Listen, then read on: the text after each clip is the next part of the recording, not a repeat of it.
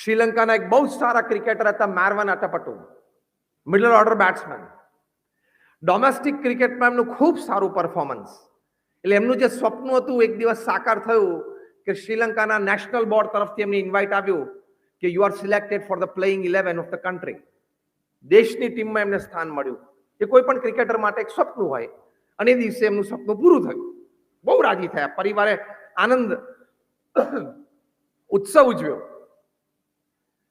અને એ સિરીઝમાં શ્રીલંકા ટૂર પર જતી હતી બહાર બીજા દેશમાં, એટલે જોડાયા.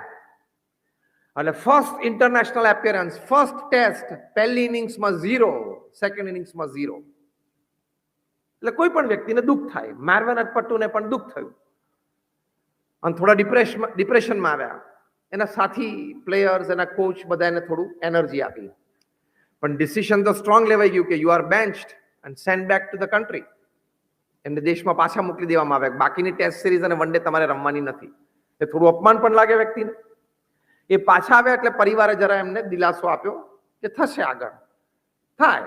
Initial failure is part of life. તમે શરૂઆત કરો. આ વિવિંગ લૂમ્સમાંથી બનાવેલી પ્રમુખ સ્વામી મહારાજની બહુ સરસ મૂર્તિ મને હમણાં આ બંને યુવાનોએ ભેટ આપી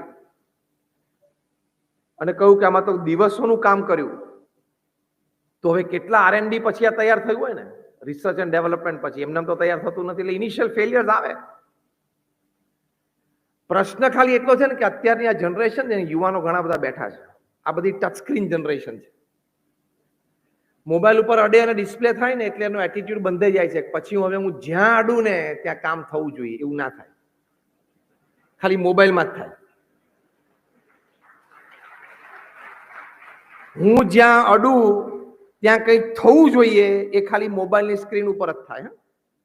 બાકી તમારે ઓવરનાઇટ ટ્રાવેલિંગ કરવા પડે, એક એક વ્યક્તિ પાસે 10-10 ધક્કા ખાવા પડે ક્લાયન્ટને, ત્યારે કંઈક કામ થાય. ત્યાં અડે કામ ના થાય. એટલે ટચ સ્ક્રીન જનરેશનની આ બહુ મોટી ખોટ છે. એટીટ્યુડ આવો થઈ ગયો, હું માંગુ એ તરત મને મળે, મને હું વિચાર કરું એ તરત મને થવું જોઈએ. એવું રિયલ લાઈફમાં નથી હોતું. બે જ જગ્યાએ ટચ સ્ક્રીન ઉપર હોય, રિયલ લાઈફમાં હોય. રિયલમાં નહીં હોય, રિયલ લાઈફ એટલે પિક્ચરના પડદા ઉપર તરત થાય બધું. 3 કલાકમાં બધું 70 વર્ષનો કાર્યક્રમ પૂરો કરી નાખે એ લોકો. માણસની જિંદગીમાં જે 70 વર્ષમાં જે થવાનું હોય ને બધું 3 કલાકમાં બતાવી દે. એટલે તમને એમ થાય કે આ બધું થઈ જ જાય. એમ ના થાય. આ બધું જે 3 કલાકમાં જોયું ને એ બધું 70 વર્ષે થાય, તબક્કાવાર. મારવન અટ્ટાપટ્ટુને એના પરિવારજનોએ આશ્વાસન આપ્યું. ફરી વખત ડોમેસ્ટિક ક્રિકેટમાં જોડાઈ ગયા. પોઝિટિવિટી રાખી કે ના, મેં નક્કી કર્યું છે કે મારા દેશ માટે રમવું છે, એટલે હું પ્રયત્નશીલ તો રહી શકે. અને હજી મારી ઉંમર નાની છે, હું કરી શકું છું. અને પરિવાર અને મિત્રોની સંગ સોબત છે, સાથ છે, તો થશે. પોઝિટિવિટી, સકારાત્મકતા. 21 મહિના પછી ફરી વખત કોલ આવ્યો. આ 21 મહિના સુધી ધીરજ રાખવી ને, એટલે હું હવે અહીંયા તમને પોઝિટિવિટીનો બીજો અર્થ સમજાવું છું. પોઝિટિવિટીનો બીજો અર્થ છે, એક અર્થ સકારાત્મકતા, અને બીજો અર્થ આ છે કે જ્યાં સુધી સફળતા ના મળે ત્યાં સુધી ધીરજ રાખીને શ્રદ્ધાથી માંડવું ને, એ પ્રેક્ટિકલ પોઝિટિવિટી. Practical positivity. પહેલી થિયોરોટિકલ પોઝિટિવિટી, સકારાત્મક વિચારો રાખવા. પ્રેક્ટિકલ પોઝિટિવિટી શું? જ્યાં સુધી નક્કી કરેલી વાત સુધી પહોંચે નહીં ત્યાં સુધી ધીરજ રાખીને મંડ્યા રહેવું, પ્રયત્નશીલ રહેવું, પરિશ્રમી પુરુષાર્થી રહેવું, એ positivity. That is called practical positivity. 21 મહિના પછી એમને કોલ આવ્યો. ફરી વખત ટૂર ઉપર જોડાયા. એટલે જિંદગીની સેકન્ડ ટેસ્ટ રમતા હતા, second international appearance. First innings 0, second innings 0. હવે તમને ઘણું દુઃખ અને ડિપ્રેશન આવ્યું. પાછા આવ્યા એટલે ફરી વખત નિર્ણય લેવાયો કે બાકીની સિરીઝમાં તમારે રમવાનું નથી, ગો બેક ટુ શ્રીલંકા. હવે આ કેટલું અપમાન કહેવાય. આ વખતે તો એના પરિવારે કીધું કે હવે તું વિચારી લે, તું ડોમેસ્ટિક ક્રિકેટ રમ, એમાં ના નથી. તારું પરફોર્મન્સ જેમ આપણે અહીંયા રણજી ટ્રોફી હોય, દુલીપ ટ્રોફી, એમ ડોમેસ્ટિક રમ. પણ તું હવે ફેમિલી બિઝનેસમાં આવી જાય. મારવન અટ્ટાપટ્ટુ પાછા પોતે ક્વોલિફાઈડ ચાર્ટર્ડ એકાઉન્ટન્ટ. જેમ આપણા x cricketer Rahul Dravida batsman, એ પોતે સીએ હતા અને સીએ છે. એમ મારવન અટ્ટાપટ્ટુ પોતે સીએ. એટલે ફેમિલી એને ઓપ્શન આપે ને કે ભાઈ તું સીએ છું ને આપણું ફેમિલી બિઝનેસ છે, તું ફેમિલી બિઝનેસમાં જોડાઈને સીએ તરીકે તારે વ્યક્તિગત પ્રેક્ટિસ કરવી હોય તો એ તને સેટઅપ કરી આપીએ. અને ત્યાં શ્રીલંકાના કેપિટલ કોલંબોમાં આ અટપટ્ટુ ફેમિલીનું પોતાનું એક ઓફિસ બિલ્ડિંગ પોતાનું જ, એટલે એમાં 2 રૂમ કાઢી જ આપવાની હતી ખાલી એને સીએ ની પ્રેક્ટિસ ચાલુ કરવા માટે. એટલે બધી વ્યવસ્થા તો હતી જ. મારવાન અટપટ્ટુએ કીધું, I have decided to play for the country. I will play. મેં નક્કી કર્યું છે કે દેશ માટે રમવું જ છે. આવી પરિસ્થિતિમાં પણ એ ડિપ્રેશનમાં ન ગયા. એટલે પરિવારે કીધું શું કરીશ? ફરી વખત અત્યારે 4 કલાક પ્રેક્ટિસ કરું છું, હવે 6 કલાક કરીશ. પોઝિટિવિટી ઇન એડવર્સિટી, પ્રતિકૂળ પરિસ્થિતિમાં સકારાત્મકતા અને પ્રેક્ટિકલ સકારાત્મકતા. ફરી વખત 19 મહિના પછી કોલ આવ્યો, કારણ કે પરફોર્મન્સ ડોમેસ્ટિક ક્રિકેટમાં બહુ સારું હતું.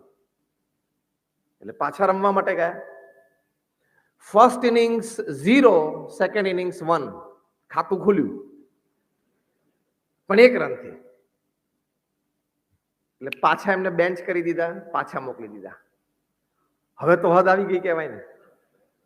આ વખતે તો મીડિયાએ પણ લખવા માંડ્યું, ન્યૂઝપેપર્સ બધા લખવા માંડ્યું કે Marvan Atapattu is not a big match material, he fears international pace. એટલે કે બહુ મોટી રમતનો ખેલાડી નથી આ, અને આંતરરાષ્ટ્રીય બોલર્સને આ ફેસ નથી કરી શકતો. એના ક્યાંક અંતરમાં બીક છે, એ ગભરાય છે. ઇન્ટરનેશનલ ગેમ્સમાં એનો કોન્ફિડન્સ તૂટે છે. આવી બધી વાતો પ્રેસે લખવા માંડી. એટલે ચારે બાજુથી પ્રેશર આવવા માંડ્યું. હવે કોઈ પણ માણસ હલી ડગી જાય ને કે હવે આપણે લૂમ બંધ કરીને ડાયમંડમાં જતા રહો, કે કાં તો ડાયમંડ બંધ કરીને લૂમમાં જતા રહો. જાય છે બહુ ઇન્ટરચેન્જ થાય તમારે, કારણ કે આ 2 ધંધા તમારે મુખ્ય છે સુરતમાં.